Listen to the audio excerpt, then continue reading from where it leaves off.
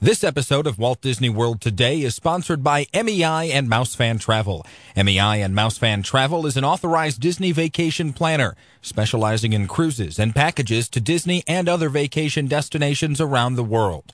They provide signature service with no agency fees. Get a no-obligation quote at www.mousefantravel.com. This is Walt Disney World Today. Give us 5 minutes and we'll give you the world. It's Wednesday, September 24th, 2008, and this is episode 466 of Walt Disney World Today. I am your host, Mike Newell of Mouse World Radio. On the show today, we have the eye candy of Walt Disney World Today and the co-author of the unofficial guide to Walt Disney World, Mr. Len Testa. I'm glad somebody finally acknowledged that I'm here for I was hired for my looks. That's not my sunny disposition. That's the only reason. And we admit it. Thank you, Mr. Nolan. We admit it. 450 freaking episodes for someone to recognize that. Thank you. Give that man a pat on the back. Go ahead. Also on the show is the sexiest man in Disney podcasting, Mr. Mike Scopa of Olias.net. Welcome, Mike. I thought you were introducing Len again. Thank you, Mike. He's had a stroke.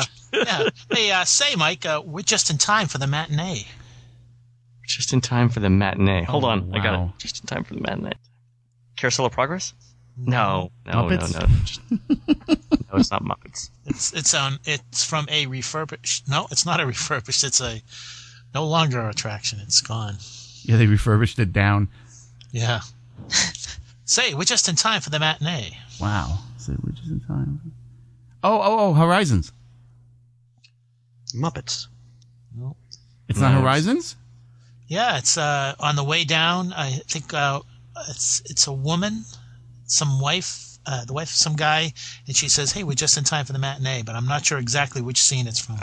It's just it's the movie scene in Horizons where they play the old clips of what they thought the future was like in the 1920s, right around your time. Oh, no wonder it sticks out of my mind. Yeah. 19 or 1820s, what? 30 seconds in, he's already got it, huh? Sorry. And keeping with the man compliments is the alter ego of one of my favorite superheroes and one heck of a nice guy, Mr. Chris Eliopoulos of MiseryLovesSherman.com. Welcome, Hey, Chris. guys. Thanks. Happy fall. We missed that on Monday. Oh, that's right, yeah. First day of fall. That's right. And my favorite blonde, ladies and gentlemen, the fabulous Annette Owens of MEI Mousefan Travel. Welcome, Miss Annette. I love it when you are hosting. This is great. You know Compliments for everyone. This is great. You know I'm going to get email from the other blonde, and I'm going to be in lots of trouble. So. Who, Madonna? Yeah, that's exactly who I meant. Well, it's Wednesday, and we're going to do a listening question show. And since it's so calm without the other host, I thought I'd read the questions to the boys and ladies here tonight. So we're going to start off with our first question from Amanda Bonning of Barcelona, Spain. And it says, "Hello, gentlemen and Annette. Love the show to bits. You make my daily dog walking and working out much more enjoyable. Give me my dose of Disney, which I miss so much, being that I live in Barcelona.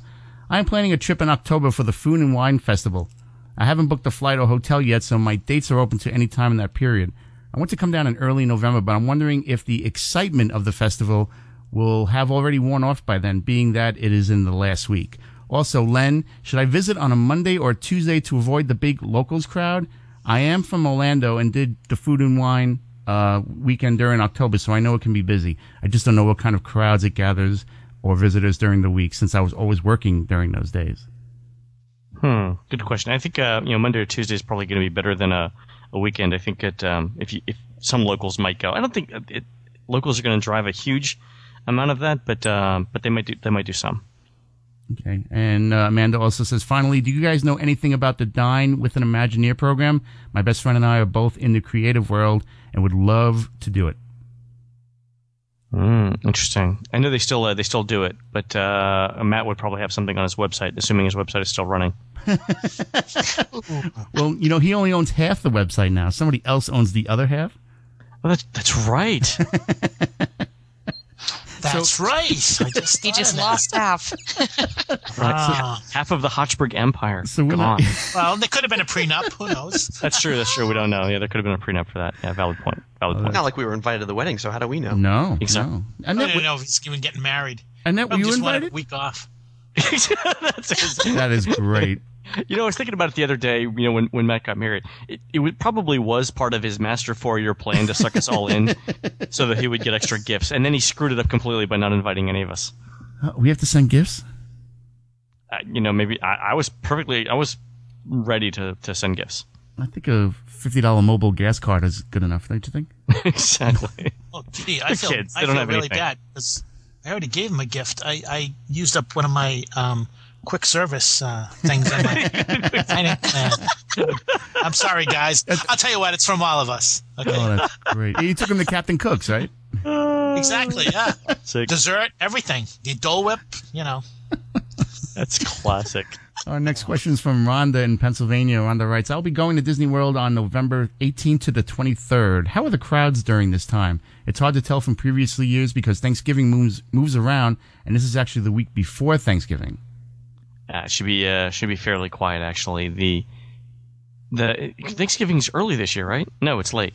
It's like It's late this year. Last year it was the 22nd. This year it is. Last It's year November. again, was it the fourth weekend again? The week before is okay. So by the week before, I'm assuming we mean Sunday the 16th. Nah, it's below average. Sort of, starts the week off with 4s. There's a couple of 6s and a couple of 7s, but that's, and then there's a few 5s towards the end of the week. In general, it's average. Rhonda also writes, also, over the years, the Osborne family lights were turned on by this time, and this year I have heard that they won't be on until after Thanksgiving. Any help would be greatly appreciated. Love the podcast. Oh, I don't know about that. No, it'll be, I mean, they're already celebrating Halloween. It's still mid-September. I'm thinking that they'll be doing, Yeah, they'll be doing Thanksgiving in plenty of time. My guess is that they will be turned on the week of November 17th. That's my guess. Might that guess be backed by any sort of inside information, Mr. Scopa? Could be, Mr. Tester, but I am not at liberty to divulge All right. any source. But that's a possibility. Okay. Actually, maybe in the upcoming weeks we may have more information on that. One of our fair enough. shows. This is such a pleasant podcast. You guys are just so pleasant. It's really try. nice around here. It's something in the air tonight that it's so nice. Maybe it's not something in the air. Maybe there's something not in the air. Well, I think there's a person in the air on a plane going to his honeymoon. Maybe that's what's in the Maybe air. that's it. Maybe Alleged honeymoon. Alleged, yes, true. Exactly. oh my gosh. Our next question is from Doug, who is also known as Touring Plans fan on the WDWToday.com show. Hoorah! Hoorah. And it's, hey, guys and gals, the check is in the mail, so call off the hit. And Doug also writes, anything on the T-Rex restaurant opening? I'm hearing it now could be pushed back to 09. No, I heard. In fact, I think Doug. I don't know how old that email is. Doug was able to follow up and say, and it got information from the Landry. I think Landry's is the company that's operating it, saying that it would be open mid-October, and he was able to get reservations. So I've actually followed up with him separately, which really just goes to show that Matt was dragging down the whole email answering process, because Doug and I were able to figure that out. Yeah, so mid-October should be open, should be taking reservations sometime soon after that. And he also wants to know, is it going to be on a Disney dining plan? Oh, good question. I don't know for 2008, but possibly for 2009. Our next email is from Mark from New Jersey. Mangello guys, love the show, blah, blah, blah, blah, blah. I'm starting to plan a trip to the world in mid to late January 2009. It will be me, my wife, and then to be 3.5-year-old daughter and my in-laws. We'll be staying at the Fort Wilderness campgrounds, 2 preferred full hookup sites. My question is, we will be at Walt Disney World for 8 days, and I was wondering, what is the least expensive way to get our park hopper tickets? Is it one as part of the Magic Your Way package from an outside seller like Maple Leaf Tickets or Mouse Savers, or buying them at the World when we arrive? I think by far the least expensive route is to Steal them. steal them. Yeah, of course. So assuming you can't club someone, or that the bear traps that you set at Fort Wilderness to pick up unsuspecting tourists don't work.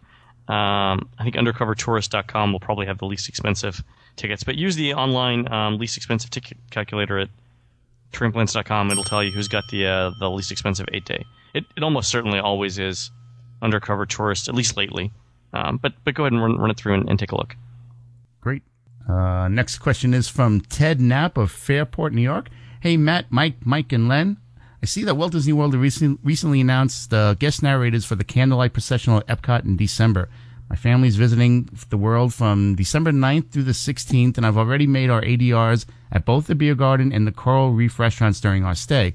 I see that they offer a package where you can get reserved general admission seating. Is it too late to change to this package? Also, we have the dining plans, so do you think that it would burn more than the normal one table service credit for the Candlelight Processional package?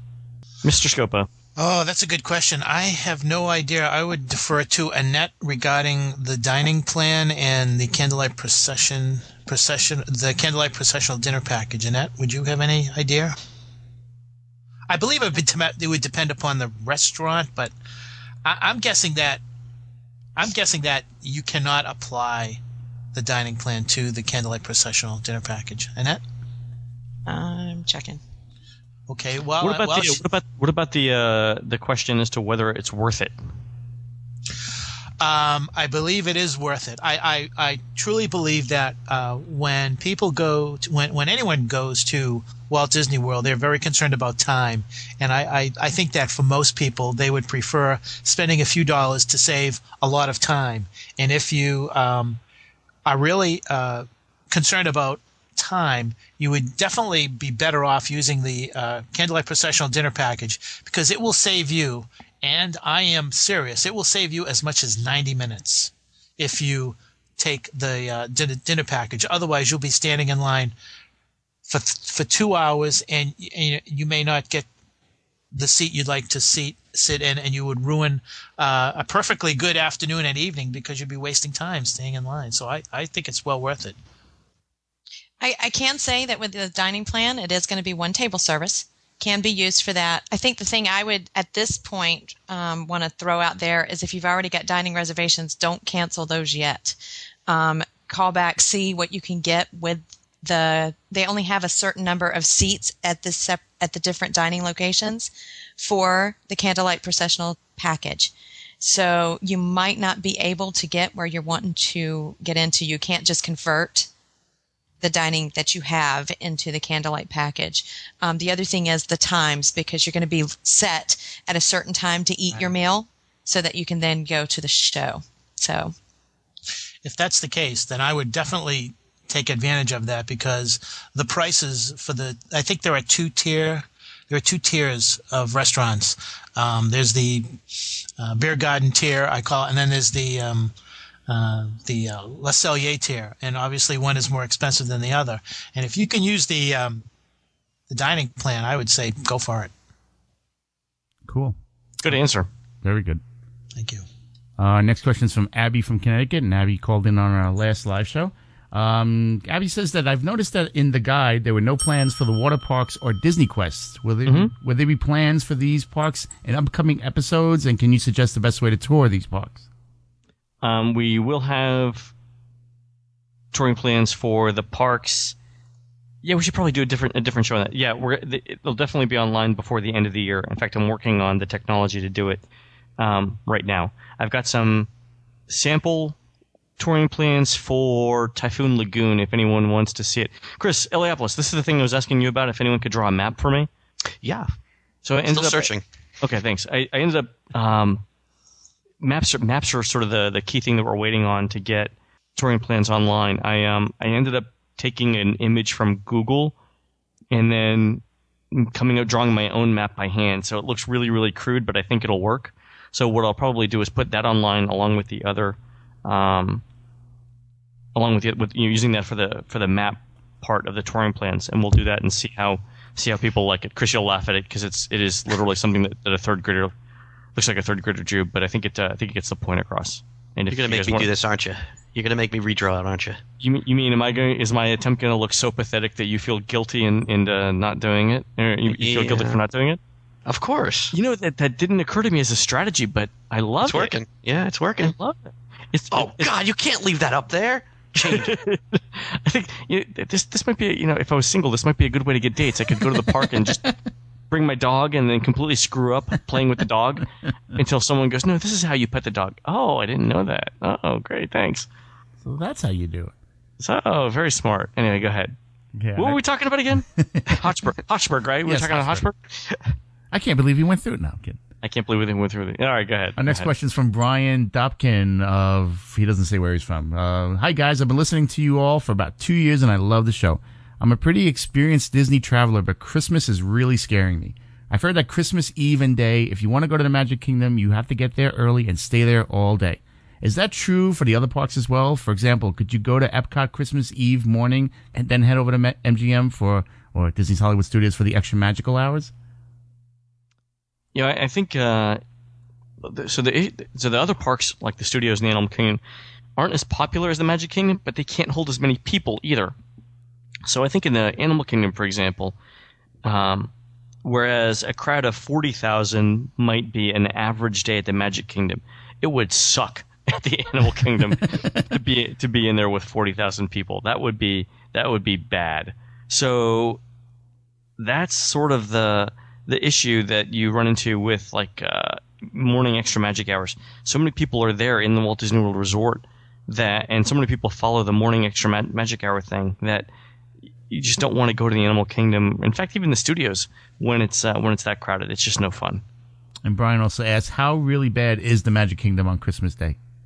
And Christmas Day itself, last year wasn't terrible. I think the waits were around 70 to 90 minutes. It's the day after when things start to get crazy. So a lot of people actually don't spend Christmas Day itself in the parks. No, hold on. This year is what, on a Friday? Ooh, is it really?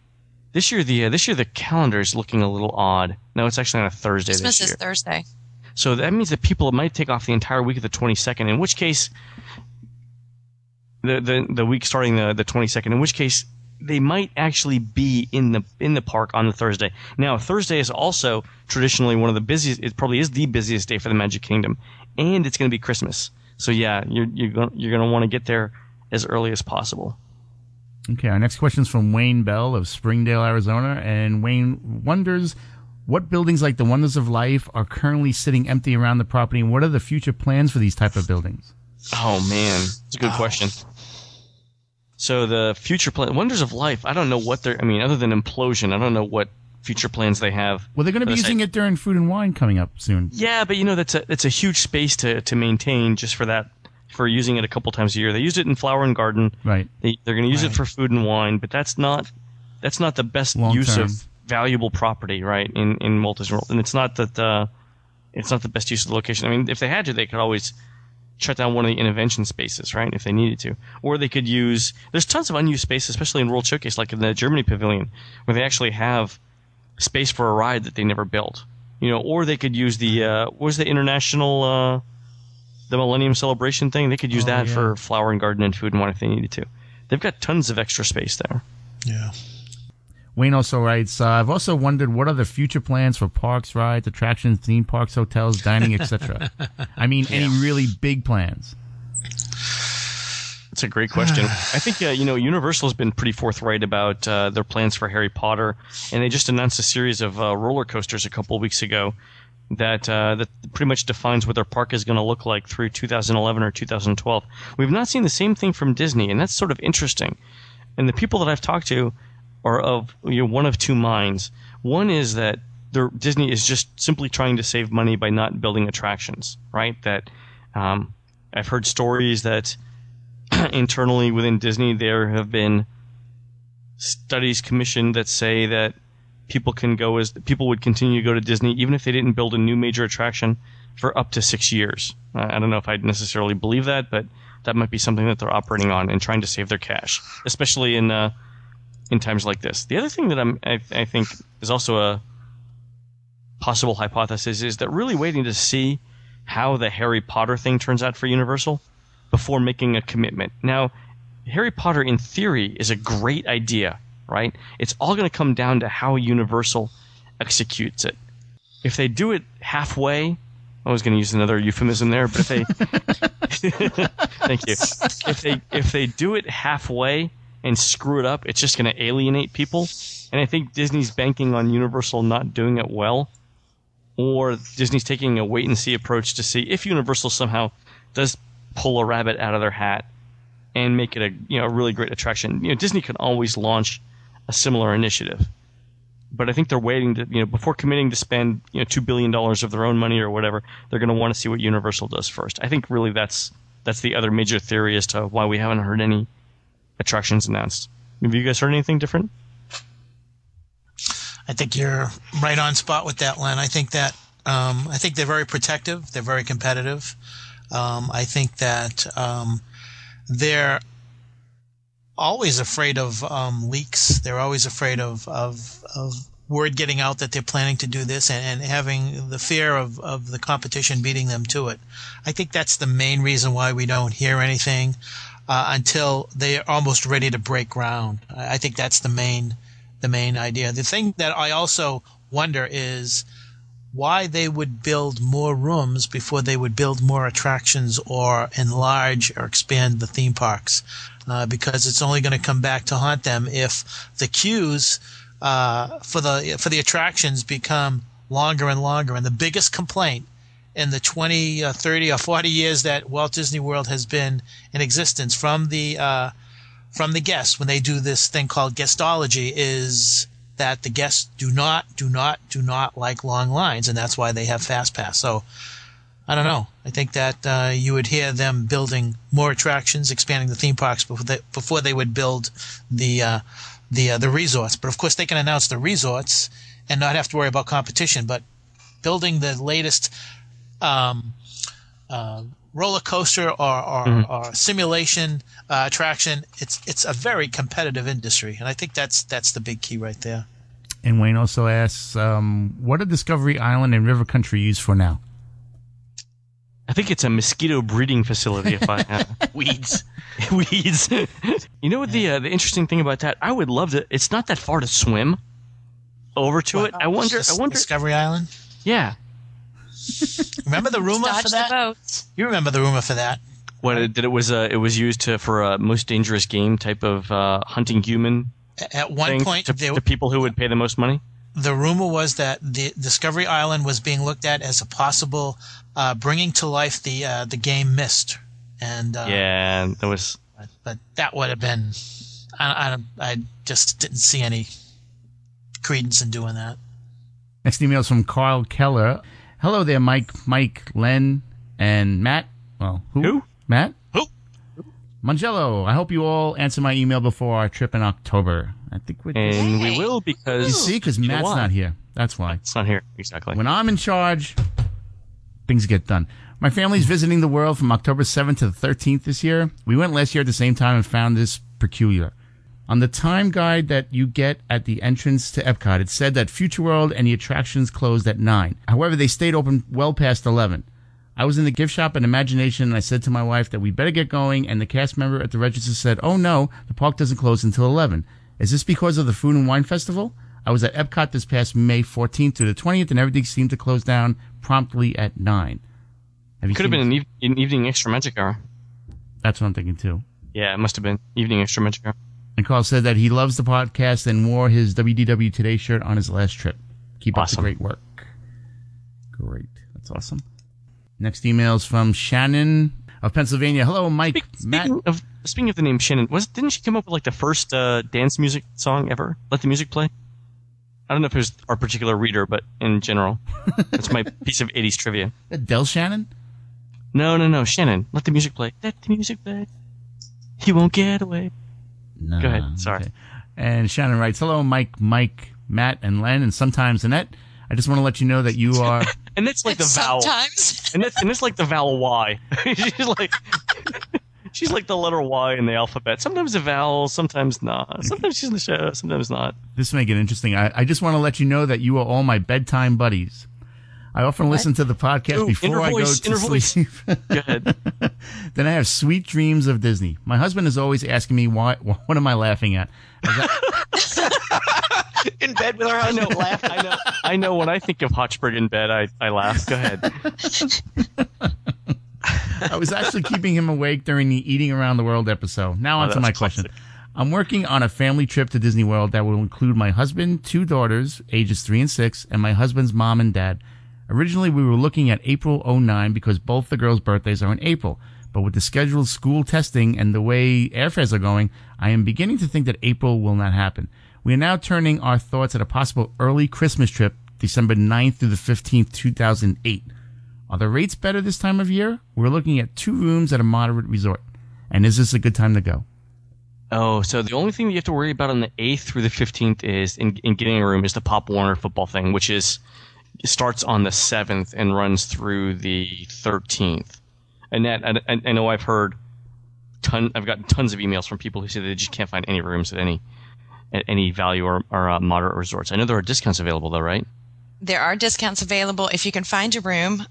We actually have some moderate rooms available because of Mouse Fest. So you have Mouse Fest going on, plus you have Pop Warner. So it's 2 pretty large groups coming at the same time, but a gorgeous time to go. But you definitely want to, if you're planning on going, you want to grab a room now. You don't want to wait. The night of the 10th in particular seems to be the hardest to That's find. What I heard too. I heard the same thing, yeah. Well, since this email is from June, I hope she already booked it because it's getting close. Mm-hmm.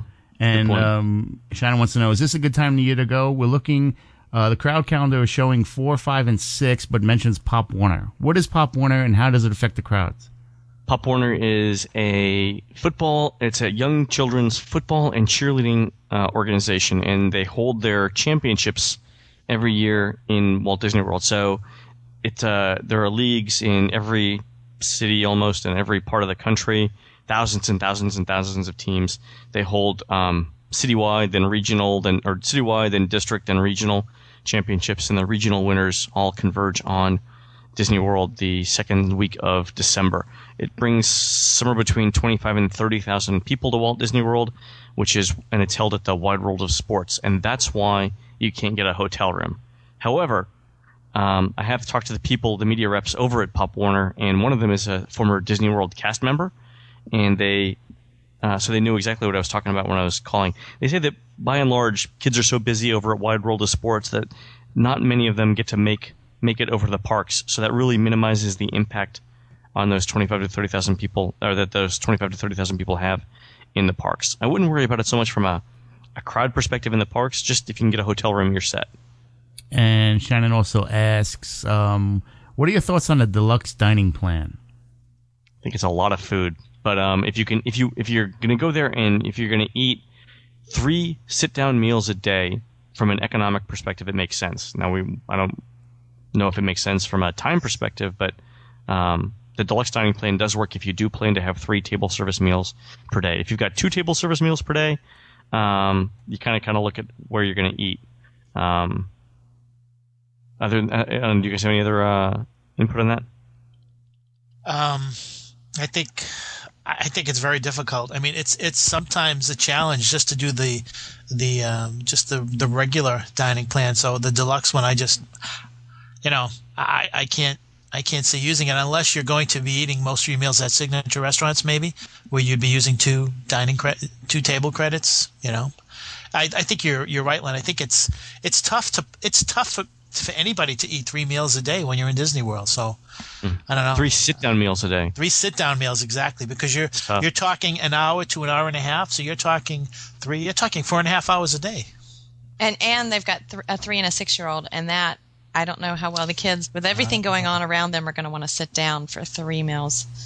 Right. I would keep that in mind as well. Okay, and Len, since I usually get the honor of picking the last question, I'm going to give it to you tonight. Oh, you are too kind. And your 3 categories are running paths, question about parking, or Swan versus the Dolphin. Choose wisely. Ooh. Let's go with Swan versus the Dolphin. I like it. I thought you were going to go with running paths, but I was, but I think we answered a similar question a couple of shows back. Okay, our final question tonight is from Joe of Danvers, Massachusetts. Hello, Mike, Matt, and Len. I've been thinking about staying at the Swan or Dolphin when my wife and I visit the world in October. Besides an affinity towards waterfowl or sea mammals, is there any other reason to choose one over the other? I mean, they're both relatively speaking. Which one's closer to the Dolphin is closer to the parks, right? To Epcot. It's a slightly shorter walk. Yeah, Swan's the first one. No? The Swan, yes, you're right, the Swan. Which one has the heavenly beds? The Swan has the heavenly beds. Swan. And they are that's a good point. So the bedding is a little bit better at the Swan, right? Right. Yeah. In terms of dining, what do you guys think? Ooh, I think there are more dining options at the Swan, I think. Fresh. Are there? Yeah. Is there more? Fresh is at the Dolphin, though. Fresh is at the Dolphin, I think. But do you like fresh? I like Fresh. I like it too. So let's think for breakfast. Where would you rather eat, Swan or Dolphin? Wow. Probably Dolphin because of, what's the name of that? Peekaboo? It's open 24/7, so no matter what time I get up, I can have breakfast. But I'd rather choose the resort over the Heavenly Bed as opposed to the food. I can walk across the street to the Dolphin. That's right. You're going to I was spend going to say, they're so close. Yeah. You could just walk over. Yeah, so of the two, I wouldn't choose it over the meals option. I would just choose it over the bed. So that's so Mike, that's a great point. So, and I think our readers agree with you. If you look at the questions that we ask, would you recommend this hotel to a friend, and would you stay at this hotel again? Almost 90% of people would recommend the Swan to a friend versus 70% for the Dolphin. So the Swan wins that one. Would you stay at this hotel again? Both the Swan is at 100%, and so is the Dolphin. So I think the Swan would win on that one. And it probably is because of the beds, to your point. Right. Awesome. Well, fabulous. Good question. Thank you. And nice selection, Len. That was an outstanding selection. I agree. This has just been a very pleasant show, hasn't it? I say we keep going. Well, we have to stop at some point. Who came up with the 30-minute option? I mean, come on. We should go for an hour. But, I feel my blood pressure going down as we talk. Isn't it fabulous? That's going to be it for us today. We'd like to thank Chris Eliopoulos of MiseryLovesSherman.com for sitting in and filling in for the vacationing groom. Where is he? Where is he going on honeymoon anyway? I don't know. I think Alcatraz. New Jersey. Oh, if you want to find our older episodes or read our show notes, visit the Walt Disney World Today website at wdwtoday.com. If you want to send us a question, send it to questions@wdwtoday.com. For Len Testa, Mike Scopa, Matt Hochberg, and the ever-loving Chris Eliopoulos, and the fabulous Annette Owens, I am Mike Newell. We'll see you on the next show. I don't know about you guys, but I never saw a marriage license. He barely has a driver's license. This has been a production of Mouse World Radio. This episode of Walt Disney World Today is sponsored by MEI and Mouse Fan Travel. MEI and Mouse Fan Travel is an authorized Disney vacation planner, specializing in cruises and packages to Disney and other vacation destinations around the world. They provide signature service with no agency fees. Get a no-obligation quote at www.mousefantravel.com.